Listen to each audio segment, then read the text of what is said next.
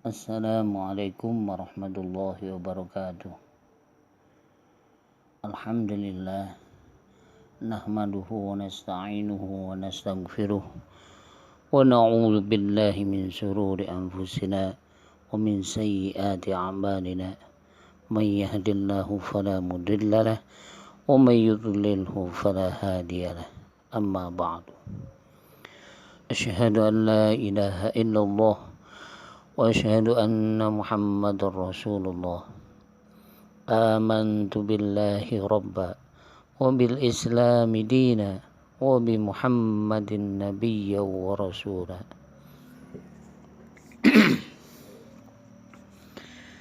Anak-anakku semua, taruna dan taruni SMK Negeri 2 Subang. Alhamdulillah, saat ini kita telah memasuki bulan suci Ramadan tahun 1442 Hijriah yang bertepatan dengan tahun 2021 Masehi.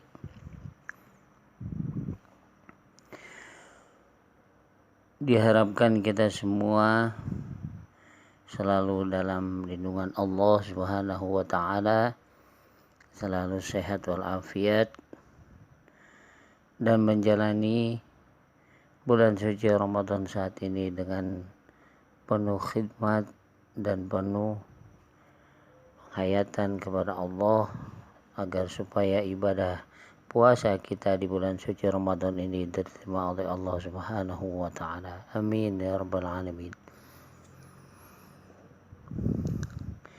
Di sini Bapak akan menerangkan tentang beberapa amalan menghadapi bulan suci Ramadan.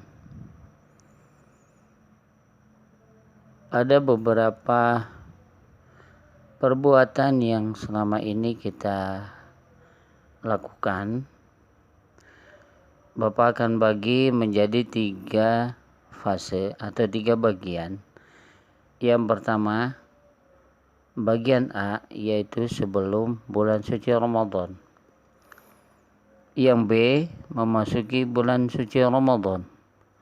Yang C, sesudah bulan suci Ramadan. Dari ketiga ini kita akan bahas. Bapak akan terangkan satu persatu apa maksud dari amalan-amalan yang kita perbuat. Mari kita membahas tentang bagian A, sebelum bulan suci Ramadan. Karena banyak kegiatan di masyarakat umum, di umat Islam yang dilakukan menjelang Ramadan. Di antaranya yaitu salah satu contoh yaitu padusan. Padusan adalah kegiatan adat Pasundan Wiwitan yang banyak dilakukan oleh masyarakat adat Pasundan asli, terutama di bagian barat Jawa Barat, dan ternyata sekarang sudah berpisah dari Jawa Barat, yaitu Baduy luar atau Baduy dalam. Masih banyak yang melakukannya seperti di Kampung Naga, Tasikmalaya. Itu juga banyak melakukan padusan istilahnya untuk menghadapi bulan suci Ramadan yang selama ini tidak sesuai dengan syariat Islam yang diajarkan oleh Rasulullah. Ini patut kalian ketahui agar tidak mengikuti perbuatan yang tidak berdasar sama sekali menurut syariat Islam. Yang kedua yaitu ngaben. Itu juga sama, pelaksanaannya itu mandi, pembersihan diri, pembersihan badan yang banyak dilakukan oleh masyarakat adat Jawa Tengah. Dan yang ketiga yaitu rendam jero.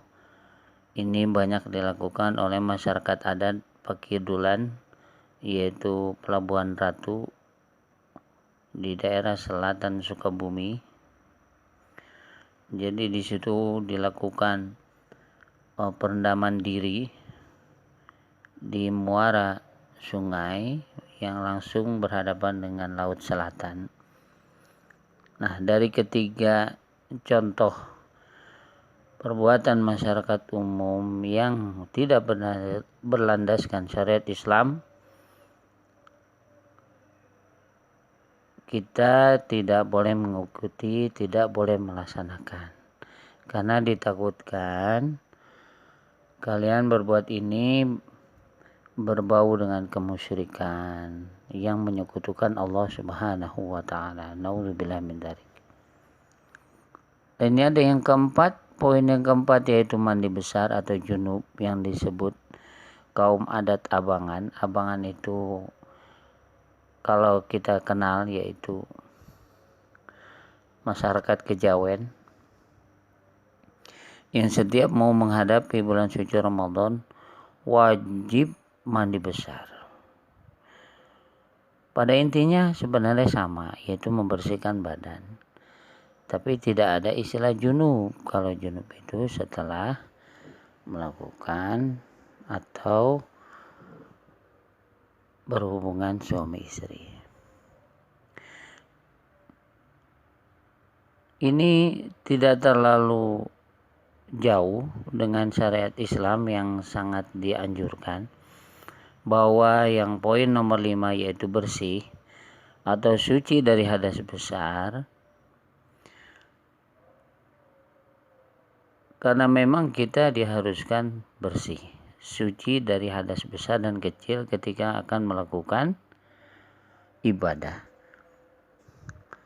Tidak akan diterima ibadah kita apapun itu apabila masih dalam keadaan berhadas, baik hadas kecil maupun hadas besar. Apalagi untuk menghadapi bulan suci Ramadan saat ini. Hadas besar yang mempunyai hadas besar untuk menghadapi malam pertama yang kita akan melakukan banyak amalan-amalan sunnah di bulan suci Ramadan, diharuskan berhadas karena memang akan melaksanakan satu kewajiban sholat. Yang kedua, puasa esok harinya. Itu yang dianjurkan oleh syariat Islam yang selalu mengutamakan kebersihan dan kesucian, baik hadas kecil dan hadas besar. Oke, kita akan memasuki pembahasan penting, yaitu poin B, memasuki bulan suci Ramadan.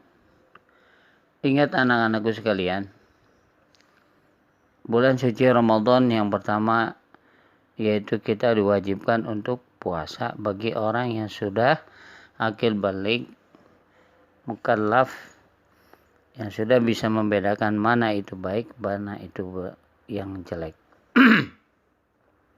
Perintah bulan suci Ramadan, kewajiban kita berpuasa di bulan suci Ramadan terdapat di surah Al-Baqarah ayat 183 yang berbunyi, A'udzu billahi minasyaitonir rajim. Bismillahirrahmanirrahim. Ya ayyuhalladzina amanu kutiba alaikumus syiyamu kama kutiba alal ladzina min qablikum la'allakum tattaqun. Al-ayah. Yang artinya wallahu a'lam bimuradih. Wahai orang-orang yang beriman, diwajibkan atas kamu berpuasa sebagaimana Allah mewajibkan kepada umat-umat terdahulu sebelum kamu, agar kamu sekalian menjadi orang-orang yang bertakwa. Wajib diingat bahwa bulan suci Ramadan setiap malamnya kita harus menghafalkan niat, baik itu setelah sholat isya atau menjelang sahur. Kita diwajibkan setiap harinya.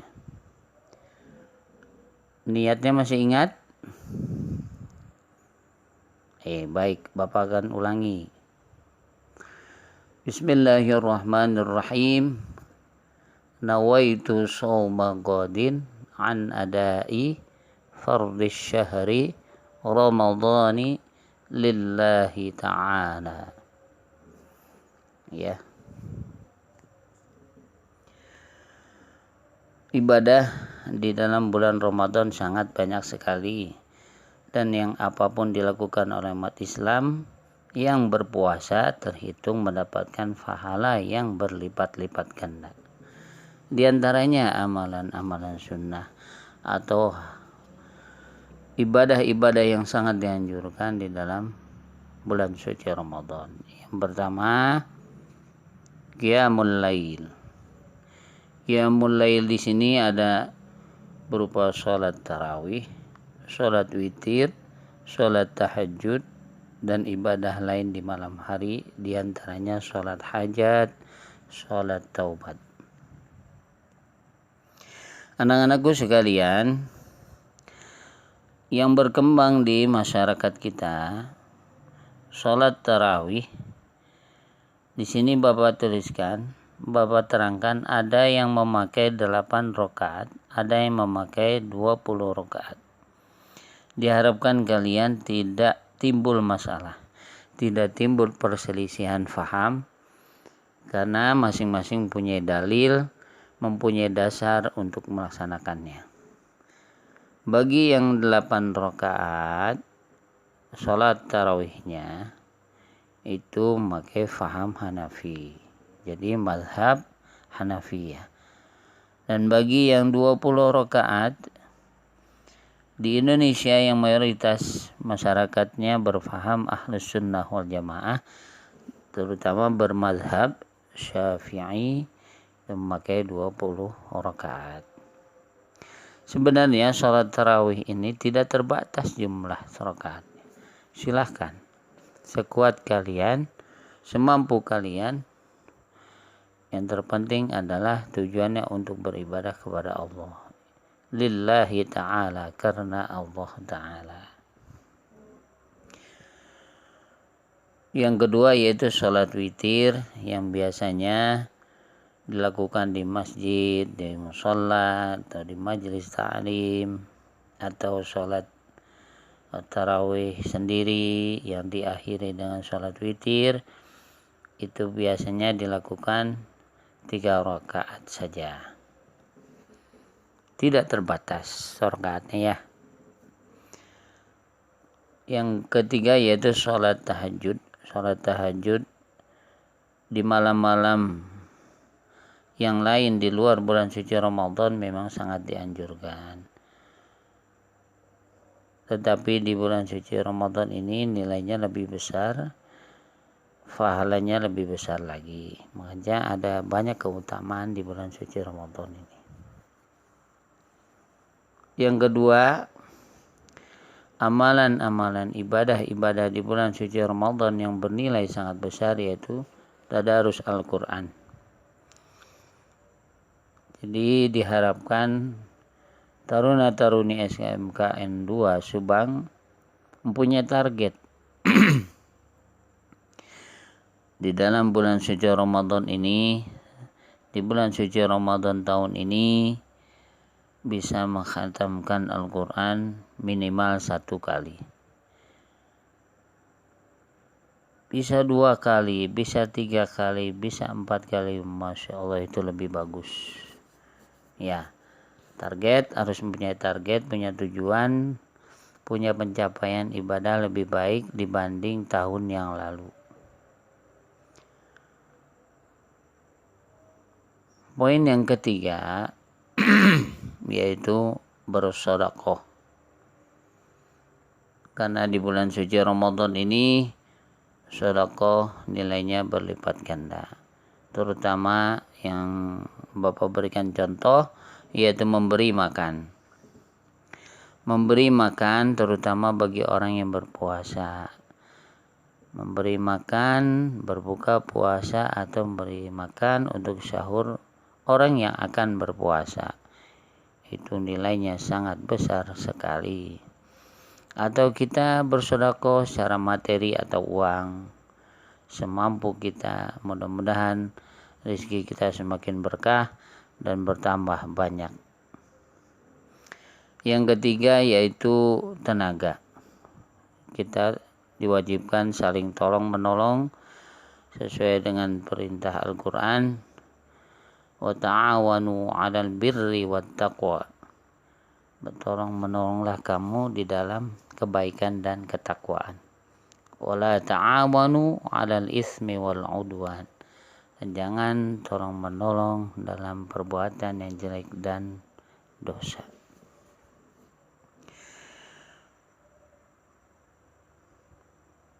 Satu, dua, tiga, qiyamul lail, tadarus Al-Quran, sedekah, dan satu yang memang sangat diwajibkan yaitu membayar zakat fitrah. Zakat fitrah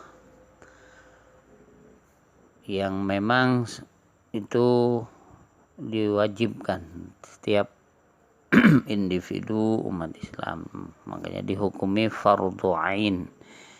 Apabila zakat fitrahnya tidak dibayarkan, maka akan tertolak puasa Ramadannya.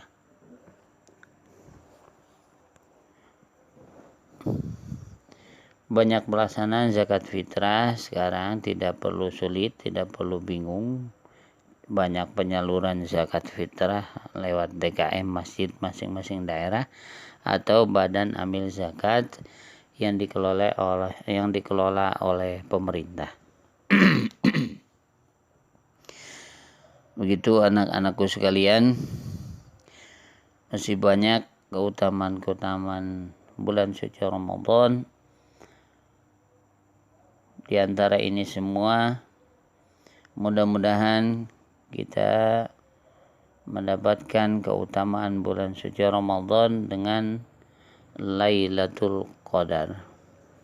Malam Lailatul Qadar yang umumnya kita ketahui di tanggal ganjil 10 terakhir bulan Ramadan. Itu yang banyak kita ketahui. Padahal dari mulai awal bulan Ramadan, wallahu a'lam, Allah akan menurunkan malam Lailatul Qadar yang tidak kita ketahui. Makanya kita tetap menjaga dari mulai awal Ramadan sampai selesainya akhir bulan Ramadan. Mudah-mudahan kita mendapatkan keutamaan dari malam Lailatul Qadar yang lebih baik dari 83 tahun kita beribadah atau 1000 bulan.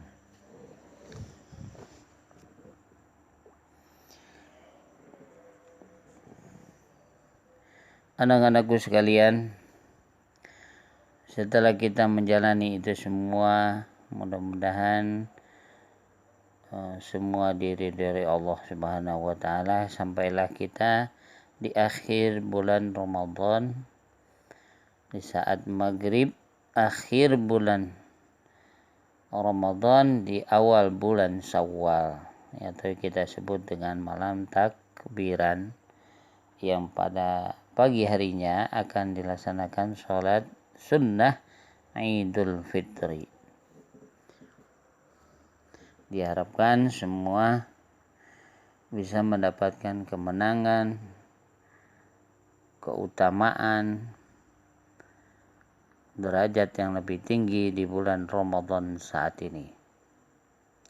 Semoga ibadah puasa di bulan Ramadan ini diterima oleh Allah Subhanahu wa taala dan juga diberikan kesehatan dan umur panjang sampai bulan Ramadan di tahun depan. Amin, amin ya rabbal alamin. Wassalamualaikum warahmatullahi wabarakatuh.